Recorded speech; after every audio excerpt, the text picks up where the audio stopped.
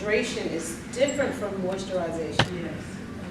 And you see what's happening, and this actually creates a springy type thing, like a flower. You know what I'm saying? When we talk about a flower, if a flower is dead and the leaves are just kind of down and, you know. Sorry, I don't mean No, to. Oh, it's you're the same good. thing. But what's happening with her hair right now is you're seeing his hair's starting to wake up.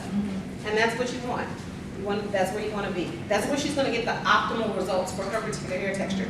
So right now, just by me kind of thumbing through her hair, and we can do a couple sections before you really see. I already know where her texture is now. But as I'm moving forward, you will be able to see what it is. And generally, do you do this right after you've shampooed the hair and it's still wet, and then maybe sometime later on during the week? Okay, so let's talk about shampoo. Shampoos, even when they say sulfate-free, still have a degree of sulfate in them. Sulfate is designed, it's actually a degreaser, okay? And it was designed for people who produce a lot of sebum from the scalp that slides down the hair strand. Now, what category is that? One, yeah, exactly. Because you've got the hair hanging down. And gravity pulls, so when they sweat or anything that build up, that oil slides down the hair strap, what's gonna happen to the hair? The hair, what does it look like? Greasy, Yeah. right? And people who don't want that result need something to degrease, right? So going in with a shampoo or degreaser, which has a sulfate in it, there are sulfates in soaps, also in detergents. If you think about if you cook some food in a pan, like I'd say some meatloaf or something like that, and then when you get ready to clean that pot out, what's the first thing you grab? Dish detergent, right? You put that in there, and it makes the oil kind of separate and clump up. We pour it out, there's less oil in there to clean up, right? And eventually you want that to be squeaky clean, okay? So people who don't want all that oil in their hair will do things like take a vinegar, rinse it, or they may take a shampoo, clean it, with that. With us, we have a curly pattern, a texture like this, that's kind of standing up on the head. First of all, gravity pulls everything down, right? So we all produce a bit of sebum in our skin, some more than others. But if that sebum is coming off your scalp, is her hair being hydrated on the ends at all? No, not at all. So what that's gonna leave her with is dry hair. So when you go in with the shampoo, that's actually stripping oils that you don't even have out of your hair. So to answer that part of the question, shampooing your hair, that's why I'm going straight in her hair with the Whisper Whip. This is a cleanser on dry hair. Okay, so you would just pretty much take the shampooing part away. I don't say take it out because there are times when you will use shampoo. And I do have shampoos that I approve of because they have an oil base that will actually support your natural hair journey. Have you tried Diva Curl?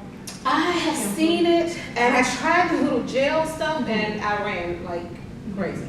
Okay. I didn't really like I it. used the shampoo and the conditioner, and it has no suds. Okay, yeah, that's like this. It has no Right. suds at all. Yeah, there's Something a like that is Curly good. Girl Yeah. that's written for people with curly hair. Mhm. And the woman that wrote it is white. She was saying the same thing that you did. Absolutely. Said that all races have very curly hair texture. Texture, exactly, And she said it should be, the hair should be treated differently from straight hair. exactly. So- Exactly. And truth be told, a lot of these techniques, when I went and started, I was like the only black stylist in an all-white salon. And my clientele, I had everybody coming there, black, white, everybody. And I started watching what they were doing to hair and just being a barber, coupling it with what I was learning with them.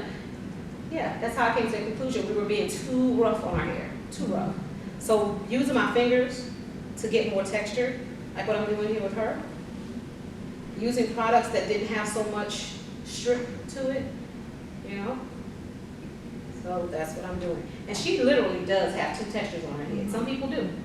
That's why I was like, yeah, it depends on where you look at it. This is right. They're completely different. She does. She literally does. So here, well, back here, what do you see? What pattern?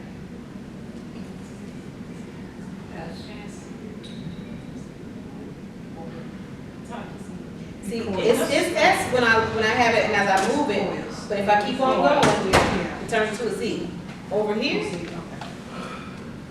Check her out here. Oh, yeah. She has a straight up S pattern on the top of her head. Yeah. So that's really very rare, very rare. So for her natural truly is her natural. She has to do different things in different areas of her head for style purposes. You know, it just depends on what style she wants. You do something like that, would you just wash it out, or would you keep it in and just, you have a choice? You have a choice. So with this, I have oils. The argan oils are really, really good. I think the argan oils are really, really good for helping that product to really sink into the hair so you don't have to wash it out. This is perfect for summers. I don't know if anybody, kids run track or anything like that, or just outside sports.